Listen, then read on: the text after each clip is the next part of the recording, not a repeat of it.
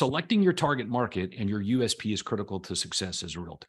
Now, I don't know about you, Nathan, but when somebody who's $1 billion agent tells me this is critical, it's not open for discussion and it's not optional. Critical means death, dying if you don't get it right. I don't know if people are picking up on this.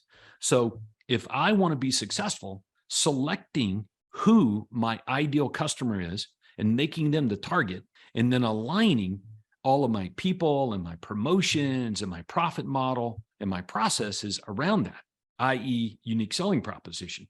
If I don't get that right, I can't expect to be getting my ideal customers. So I don't know why some are running ads and complaining about the leads that they're getting when they really don't want those kinds of leads. So anyway, if you try to be all things to all people, you will dilute your effectiveness. So here's what we want to change today, if that describes you.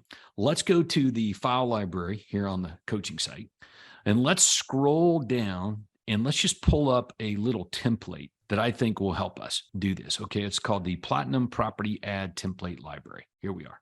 And I'm going to open up this template here because I think it'll probably do better for you than I can explain today myself. All right, so how many of you would like your ads to generate more buyers with a house to sell? Still get the same number of buyers or more that you're getting, but you just get more with a house to sell. This way you can sift and sort through those prospects and cherry pick the ones that are your ideal target customer. That's the reason you get stuck following up with leads that you don't want, is because you don't have enough of the ones that you really do. So yeah, man, if you don't really need to think about what's going to happen 5 years from now, because if you can't get the basics right, it's hard to win. Speaking of winning, Nathan, coming up in a couple of weeks is the college football playoffs. And Kirby Smart and the Georgia Bulldogs are going to be taking on the Ohio State Buckeyes. Okay, right here in Atlanta at the Peach Bowl. Are you going? I wish.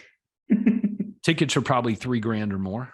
And I certainly understand it. Like, those are two powerhouse teams. But here's what I know about both of them.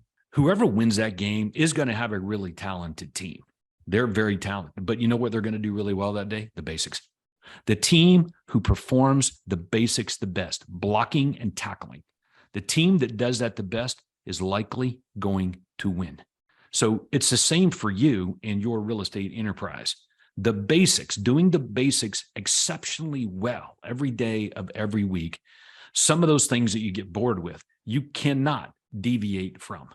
So we're going to introduce you right now to the basics of your ads if you want buyers with houses to sell. How can you expect to get buyers with houses to sell if you don't tell buyers with houses to sell to pay attention to your ads over and above any others? So the first thing that I want to start with is the ad itself, and then I want to talk about the sponsor of the ad. Very important. This is all from the Platinum Business Plan. And if you will get this into, Nathan, weren't we talking about yesterday or the day before some of the problems with members marketing? They were like abdicating it and letting somebody else pick their ads, like Success Website or some such? Yeah, 100%. Like basically just handing their ads, paid whatever they want to do, and handing it over to someone else.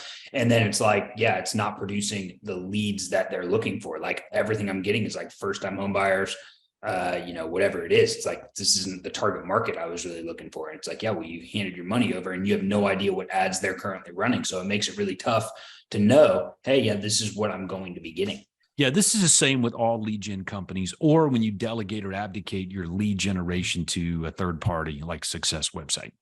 How do they measure their success? They measure their success based on a lot of leads being produced on your money. Okay, so the more leads they can get for your dollar, that's how they're going to measure success. How do you measure success? And you measure success by getting more and more and more of your ideal customers and scaling your business up so this thing is fun. You could generate a lot of leads on a little money, but I just don't think you're going to be happy with those leads.